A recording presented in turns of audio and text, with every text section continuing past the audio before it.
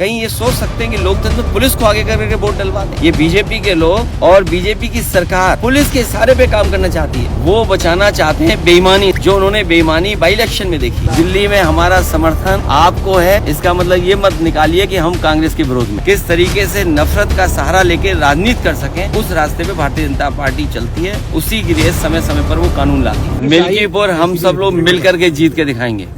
Sir आपने कहा था ऐतिहासिक चुनाव होगा, तो क्या कुछ ऐतिहासिक, मतलब अभी सारे बहुत बाई पोल्स हुए, ये वाला सबसे ऐतिहासिक? मिल्कीपुर का इकलौता चुनाव है।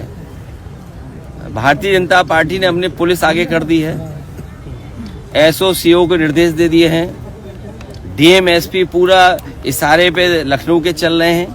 वहाँ की आम जनता कह रही है, आम लोग, और आप भी जब गए होंगे, आपके सहयोगी गए होंगे, तो वो यही कह रही है जनता कि निष्पक्ष चुनाव होगा तो ऐतिहासिक जीत समाजवादी पार्टी की होने जा रही है। वो बचाना चाहते हैं बेईमानी से, जो उन्होंने बेईमानी बाई इलेक्शन में देखी। कहीं ये सोच सकते हैं कि लोकतंत्र में पुलिस को आगे करके वोट डलवा दें? ये बीजेपी के लोग और बीजेपी की सरकार पुलिस के इशारे पे काम करना चाहती है। हमें कहीं से डेटा मिला था और उस डेटे को मैंने ग्राफ में कन्वर्ट कर करके मैंने ट्वीट कर दिया, सोशल मीडिया पे डाल दिया। वहां के लोगों ने जवाब दिया, लेकिन उसके बाद जब दूसरा डेटा भी मैंने डाला, उसके बाद लगा कि वहां के अधिकारी, पदाधिकारी और सरकार के लोगों को सांप सूंघ गया। ये जो संस्कृति पैदा की जा रही है डेमोक्रेसी में, अधिकारियों के माध्यम से वोट डलवाने की, ये परंपरा गलत है। कल को दूसरी सरकार आएगी और अगर इसी रास्ते पे चलेगी तो मुझे लगता है कि बहुत सारे इनके नेता वोट भी डालने नहीं जाएंगे। सर केंद्र सरकार पे आरोप लग रहा है कि प्लेसेस ऑफ वर्शिप एक्ट पे वो जान के रिप्लाई फाइल नहीं करे सुप्रीम कोर्ट पे, ताकि हियरिंग डिले हो सके। देखिए, प्लेसेस ऑफ वर्शिप एक्ट और जो हमारा संविधान हमें जो रास्ता दिखाता है, हमें सभी धर्मों के बराबर सम्मान करना है।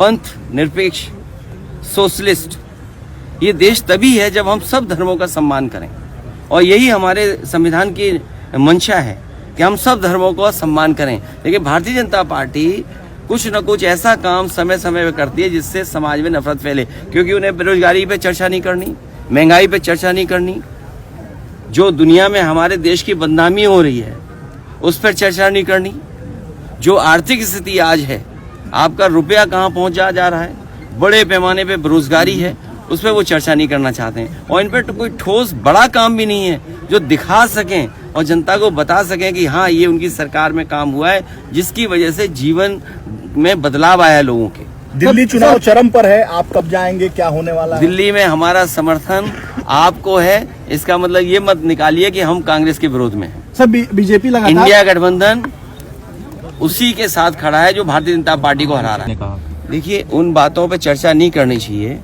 अभी अमेरिका ने जो फैसला लिया है कि जन्म से आपको नागरिकता नहीं मिलेगी, तो सोचिए कितने भारतीयों को वापस आना पड़ेगा जो पीढ़ी दर पीढ़ी वहां रहते रहे हैं। अगर कहीं ऐसा फैसला हो गया कि अमेरिका में रहने वाले भारतीय वापस आएंगे, तो ये सरकार क्या करेगी? उसमें क्या कर रही है सरकार? चलो भैया, हो गया। ये बड़ा सवाल है जो आने वाले समय में बहस का मुद्दा बनेगा। इसलिए जो देश के सवाल हैं, असली सवाल है किसान की आय दोगुनी क्यों नहीं हुई, बेरोजगारों को रोजगार मिला कि नहीं मिला, जो फौज में भर्ती हो रही है आधी अधूरी नौकरी वाली, समाजवादी लोग कभी स्वीकार नहीं कर सकते। ठीक। तो ये तमाम सवाल हैं जिन पर कोई चर्चा नहीं कर रहे हैं। और सबसे बड़ा सवाल तो उत्तर प्रदेश में आया कि भ्रष्टाचार चरम सीमा पर है। आप लोगों को इतने पैकेज मिलते हैं, उसके बाद भी आप खबर दिखाते हैं। मैं आपका धन्यवाद देना चाहता हूँ। आज इतने पैकेज के बाद भी बहुत सारे साथी कहीं न कहीं सच्ची खबर दिखाते हैं कि भ्रष्टाचार सरकार में कितना है। 2 दिन 3 दिन बाद हर दिन दिखाई देता है इनके विभाग कैसे लूटे जा रहे हैं, कितने लूट हो रही है इनके विभागों में, ऊपर से नीचे तक। और फिर सबसे बड़ा गोरख धंधा तो वो चल रहा है, गंगा एक्सप्रेसवे का तो नहीं कहेंगे अभी क्योंकि वो पूरा नहीं हुआ। ये लोग कह रहे थे कुंभ तक पूरा हो जाएगा।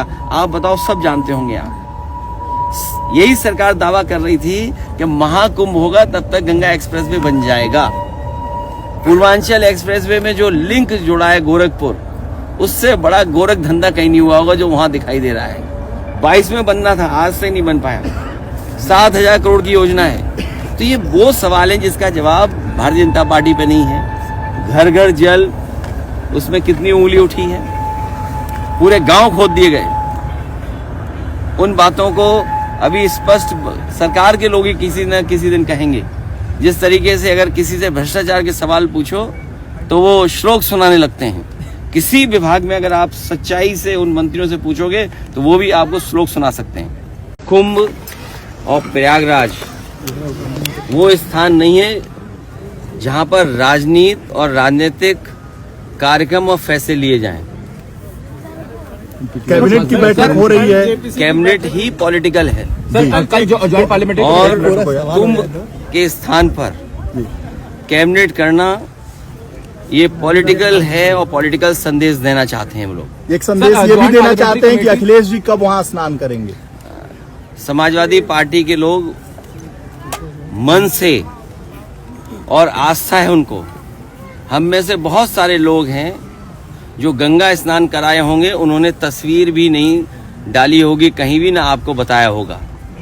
सर 31 को सेशन शुरू हो रहा है, उसमें वक्फ अमेंडमेंट को जो ज्वाइंट जेपीसी थी वो सामने रखेगी। कल भी लखनऊ में मीटिंग हुई है।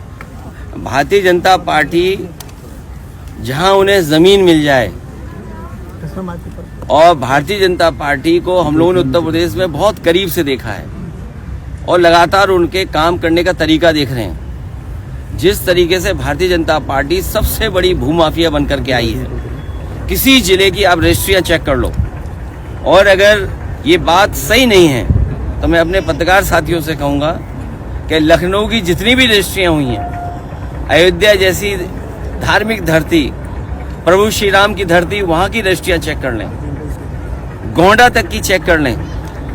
सबसे ज्यादा आप भारतीय जनता पार्टी के लोगों को पाओगे ये वक्फ की जमीन को केवल कब्जा करना चाहते हैं, ये विवाद खत्म नहीं करना चाहते हैं, कोई झगड़ा नहीं खत्म करना चाहते।